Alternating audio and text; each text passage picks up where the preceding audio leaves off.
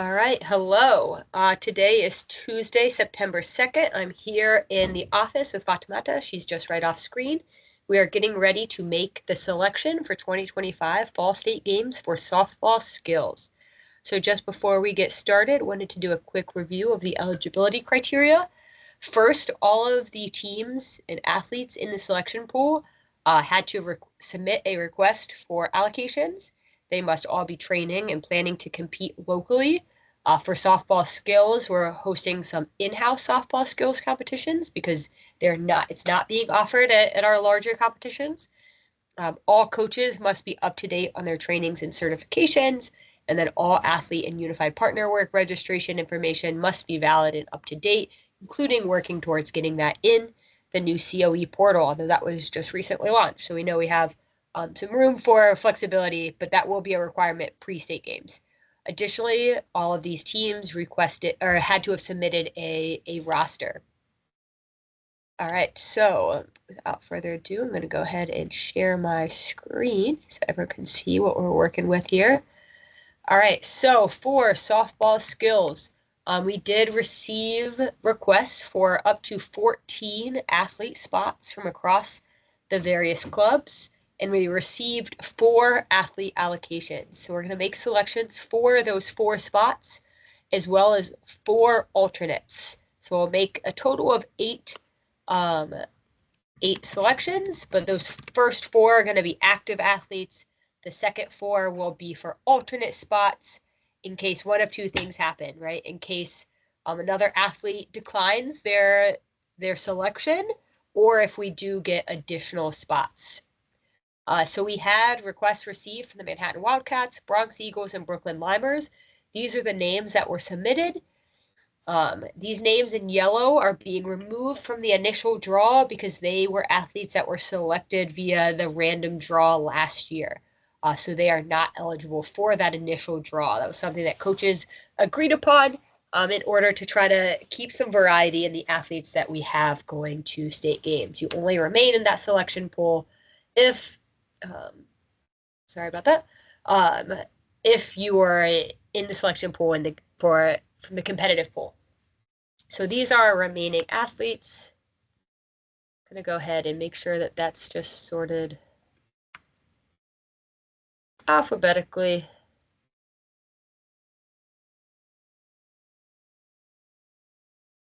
I don't know what's going on. Okay, well, I'm going to shuffle it up anyway. That's not alphabetical, but I will shuffle it up. I don't want to lose their team information. Now I can sort alphabetically. There we go. All right, so it's sorted alphabetically, but we're still going to shuffle it up a whole bunch of times. All right. First athlete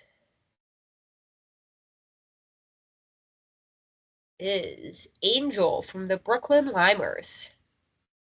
And coaches, if you're watching this, we encourage you to send out the link to your athletes so that they can also review it and kind of get some understanding of what that selection process is. We know that you guys are kind of bearing the brunt of that labor of telling athletes when they do and don't get selected. So we want to make sure that they're not blaming you. You know, see that this is a random process.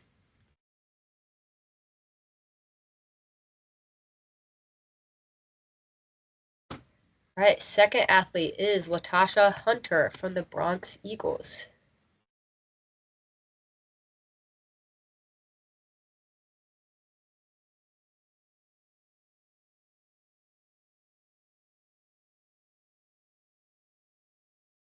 Connie Chan. That one was right off the line. I wasn't sure. All right, Connie Chan from Manhattan Wildcats.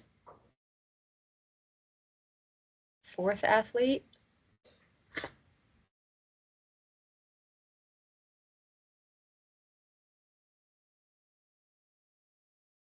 It's Thomas Chung from the Manhattan Wildcats. All right, so now we are going to make selections for 4 alternates. Again, these athletes are alternates, not active selections. They will only go to state games in one of 2 situations. So the first is if one of those first athletes that we drew, Angel, Latasha, Thomas, or Connie, is unable or unwilling or unavailable or whatever reason declines their allocation or their nomination to state games.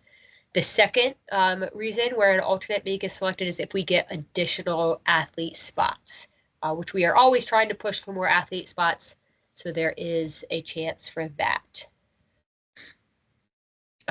For alternates, we will go in the order. So this first alternate, if we had a scratch or an additional spot, Deborah Lee is that first alternate. So she would be the first athlete that we would invite to be activated.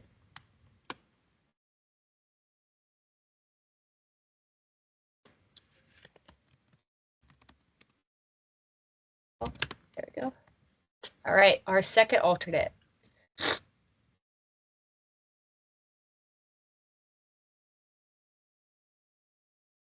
Is Kiara Dixon from the Bronx Eagles.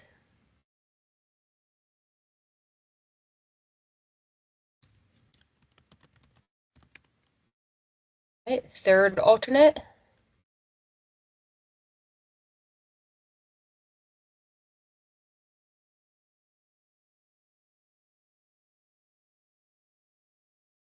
Janisha Ford from the Bronx Eagles.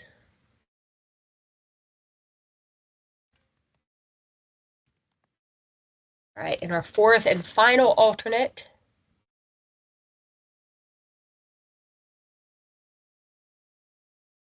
is Kenjana Tillman from the Bronx Eagles.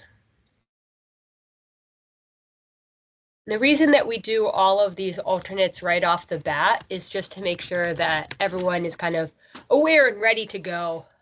So that way we can activate folks quickly, because sometimes we don't find out about athlete scratches until late in the game. So we want everyone to be fully aware.